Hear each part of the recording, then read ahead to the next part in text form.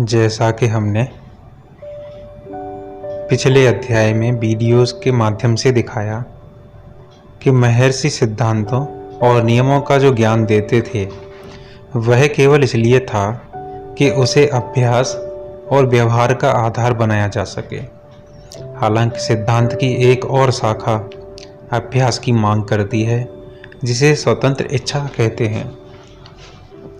बहुत से लोग पूछते हैं कि यदि सब कुछ पूर्व नियत है या यदि सभी मनुष्यों को स्रोत की ओर लौटना है तो उन्हें कोई प्रयत्न करने की क्या आवश्यकता है।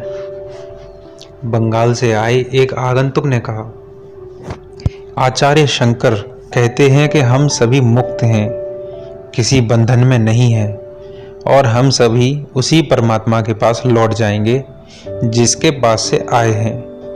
जिस तरह कोई चिंगारी अग्नि के पास लौट जाती है, यदि ऐसा है तो हमें हर प्रकार के पापों से बचने की क्या जरूरत है।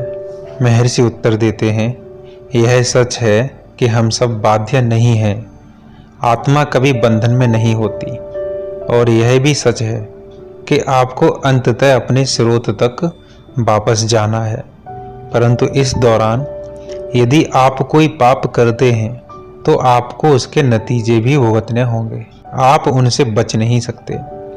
यदि कोई आपको पीट रहा हो तो क्या आप उसे कह सकते हैं, मैं मुक्त हूँ, मुझ पर तुम्हारी पिटाई का कोई असर नहीं हो रहा और कोई पीड़ा महसूस नहीं हो रही?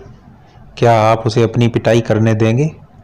अगर आप वास्तव में ऐसा महसूस कर सकते हैं तो आप वही कर सकते हैं जो आप चाहते हैं, परंतु केवल शब्दों से स्वयं को स्वतंत्र कहलाने का क्या तात्पर्य है।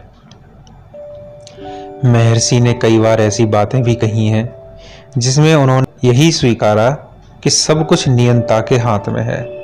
जब उन्होंने युवावस्था में अपने घर का त्याग किया तो वे पहले ही आत्मनिष्ठ ज्ञानी बन चुके थे। उनकी माता ने उनका पता लगवाया और उन्हें खोज निकाला। उस समय उन्होंने अपना मौन व्रत ले रखा था, इसलिए जब माता ने घर वापस चलने का आग्रह किया तो उन्होंने मौखिक उत्तर देने के स्थान पर लिख कर दिया, ईश्वर हमारे प्रारब्ध कर्मों के अनुसार ही यह तय करते हैं कि क्या होगा और क्या नहीं होगा। आप अपनी ओर से भले ही कितनी भी कोशिश क्यों ना करें, जो तय हुआ है वही होगा। भले ही आप उसे रोकने की कितनी भी कोशिश क्यों ना करें, ऐसा होना तो निश्चित है। सबसे बेहतर उपाय तो यही है कि मौन रहा जाए। महर्षि कई बार अपने भक्तों से भी ऐसी बातें कहते थे। ज्यों ही आप अस्तित्व में आते हो उसी समय तय हो जाता है कि शरीर को किन गतिविधियों से गुजरना होगा। इससे कोई अंतर नहीं पड़ता कि आप उन्हें स्वीकृत करते हैं या अस्वीकृत कर देते हैं। आपके पास केवल यही स्वतंत्रता है कि आप अपने मन को भीतर की ओर मोड़ते हुए अपनी सारी गतिविधियों का त्याग करें। महर्षि ने श्रीमान देसाई को जो उत्तर दिया था उसी संदर्भ में मैंने पूछा, क्या मनुष्य के जीवन के अहम प्रसंग जैसे उनका प्रमुख व्यवसाय या पेशा आदि पहले से तय होते हैं या छोटे मोटे काम जैसे पानी का कप उठाना या कमरे के एक हिस्से से दूसरे हिस्से में जाना आदि भी पहले से ही तय हैं? महर्षि ने उत्तर दिया, सब कुछ पूर्व नियत है। मैंने कहा, तो ऐसे में मनुष्य के पास क्या उत्तरदायित्व या स्वतंत्र इच्छा है? महर्षि ने उत्तर दिया, ये शरीर अस्तित्व में क्यों आया है? इसे विविध चीजों के लिए बनाया गया है जो इस जीवन में होनी तय है। जहाँ तक स्वतंत्रता का प्रश्न है, एक मनुष्य सदा स्वतंत्र है कि वह अपनी पहचान इस देह से ना जोड़े और इन गतिविधियों से जुड़े पीड़ा व आनंद से प्रभावित ना हो। दरअसल अद्वैत के अनुसार तो स्वतंत्र इच्छा या पूर्व नियत होने का प्रश्न ही नहीं पैदा होता। मानो कुछ लोगों का एक दल है जिन्होंने रेडियो के बारे में कभी नहीं सुना। वे एक वायरलेस रेडियो के बाहर खड़े आपस में बहस कर रहे हैं कि इस बॉक्स में जो आदमी गा रहा है उसे स्टेशन वालों की मर्जी से गाना होता है या वह गाना के कुछ हिस्सों को अपनी मर्जी से बदल सकता है? उत्तर यह है कि बॉक्स में कोई आदमी ही नहीं है, इसलिए ऐसा कोई सवाल ही पैदा नहीं होता। ठीक इसी तरह अहम के पास स्वतंत्र इच्छा है या नहीं, इस प्रश्न का उत्तर होगा कि अहम ही नहीं है, इसलिए सवाल ही पैदा नहीं होता। भगवान अक्सर प्रश्न पूछने वाले से कहते कि वह उसे खोजे जिसके पास यह स्वतंत्र इच्छा मौजूद है। एक भक्त ने प्रश्न किया, क्या मनुष्य के पास स्वतंत्र इच्छा है या उसका जीवन पूर्व नियत है? यह सवाल भी ऊपर वाले सवाल जैसा ही है, परंतु उत्तर प्रश्नकर्ता की मांग के अनुसार अलग हो सकता है। दरअसल अगर कोई इस बात को ध्यान में नहीं रखता जो अहम के असत्य के बारे में कहा गया, तो यह विरोधाभासी जान पड़ता है। महर्षि ने उत्तर दिया, निजी रूप के साथ स्वतंत्र इच्छा अपना अस्तित्व रखती है। जब तक निजी रूप रहेगा तब तक स्वतंत्र इच्छा भी रहेगी। सभी ग्रंथ इसी तथ्य पर आधारित हैं और स्वतंत्र इच्छा के उचित दिशा में लगाने का आग्रह करती हैं। क्या यह वास्तव में पहले दिए गए उत्तर का विरोधाभास है? नहीं। महर्षि की शिक्षाओं के अनुसार वैयक्तिकता का केवल भ्रामक अस्तित्व है। जब तक किसी को लगता है कि उसका एक निजी रूप है, तब तक वह स्वतंत्र इच्छा की कल्पना भी करता है। इन दोनों का अस्तित्व एक साथ ही है। प्रारब्ध और स्वतंत्र इच्छा हमेशा से दार्शनिकों और धर्मशास्त्रियों को परेशान कर दिया ही है और करती रहेगी, क्योंकि यह द्वैत के तल पर असाध्य है। इसमें एक कर्ता है और दूसरा वह है जिसे रचा गया है। यदि लोगों के पास स्वतंत्र इच्छा है तो वह सर्वशक्ति संपन्न और सर्वज्ञ नहीं है।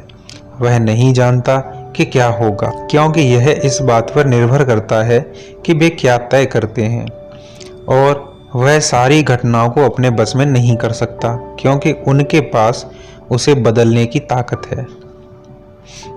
वहीं दूसरी ओर यदि वह सर्वशक्ति संपन्न और सर्वज्ञ है तो उसके पास हर होने वाली घटना का पहले से ज्ञान है और वह हर चीज को बस में करता है।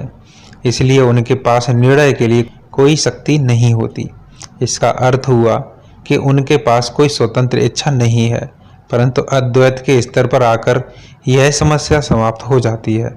वास्तव में अहम के पास कोई स्वतंत्र इच्छा नहीं होती, क्योंकि कोई अहम ही नहीं है, परंतु प्रत्यक्ष सत्य के स्तर पर अहम में स्वतंत्र इच्छा भी शामिल है। स्वतंत्र इच्छा की माया ही अहम की माया पैदा करती है। महर्षि जब कहते थे जब तक वैयक्तिकता रहेगी तब तक स्वतंत्र इच्छा रहेगी, तब उनका यही मतलब था। उनके उत्तर का अगला वाक्य प्रश्नकर्ता को सिद्धांत से अभ्यास की ओर ले जाता है। महर्षि कहते हैं, यह पता करो कि स्वतंत्र इच्छा किसके पास है और कौन उस अवस्था में स्थित है, तब दोनों ही अनुभव से परे होंगे। इन प्रश्नों का विचार करने का केवल यही उद्देश्य है। ये प्रश्न किसके सामने प्रस्तुत किए गए हैं उसे जानो और शांति पालो। कर्म, भक्ति, योग, विज्ञान का पथ केवल यह पता लगाने के लिए है कि वह कौन है जिसके पास कर्म, भक्ति, वियोग तथा अज्ञान है। इसी खोजबीन के बल पर अहम का नाश होता है और आत्मा में स्थित होने की अवस्था आती है, जिसमें इनमें से एक भी नकारात्मक लक्षण नहीं होता और वह सत्य की तरह स्थापित रहता है।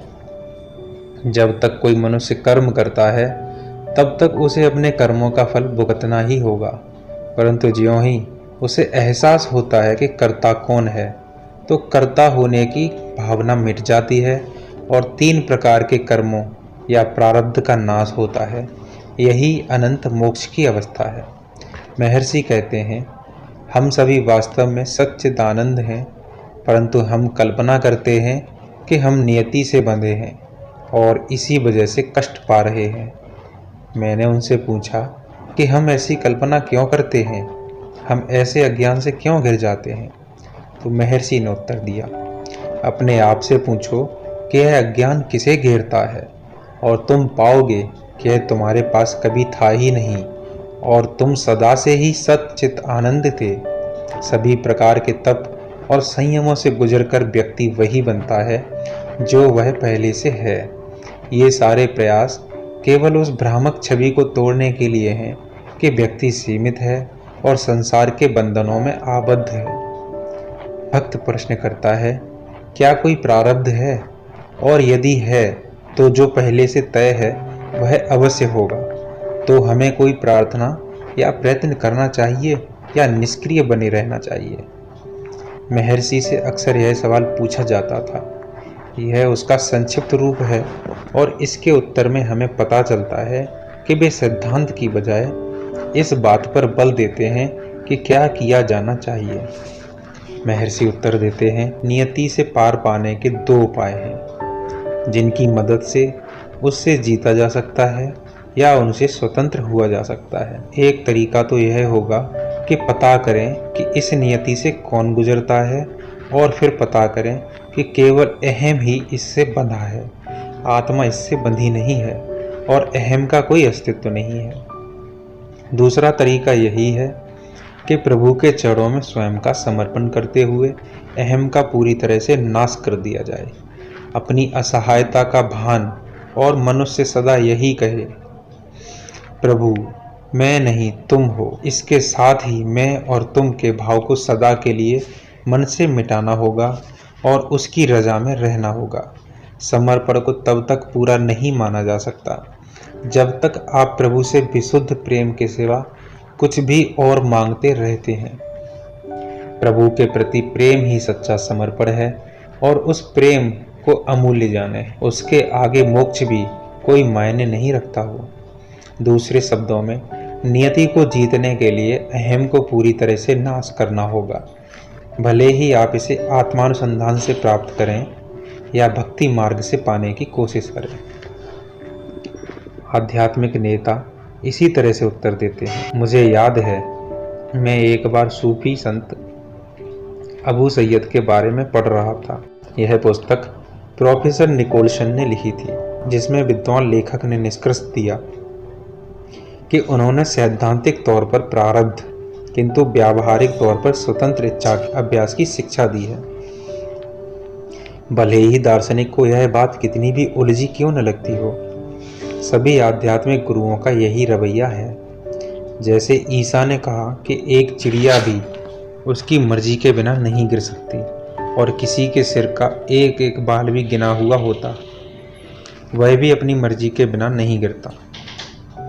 जिस तरह कुरान कहती है कि सारा ज्ञान अल्लाह के पास है, वही अपनी मर्जी से किसी को राह दिखाता है और किसी को भटका देता है। हालांकि ये दोनों भी कहते हैं कि इंसान को अपनी ओर से पुण्य करते हुए पाप से बचना चाहिए। भगवान का कहना था कि ऐसा प्रयास करना जरूरी है। भले ही नियम जो भी कहें, असल जीवन में हर कोई इस बात को समझता है। एक इंसान भोजन कमाता है, वह अपने कौर बनाकर खाता है।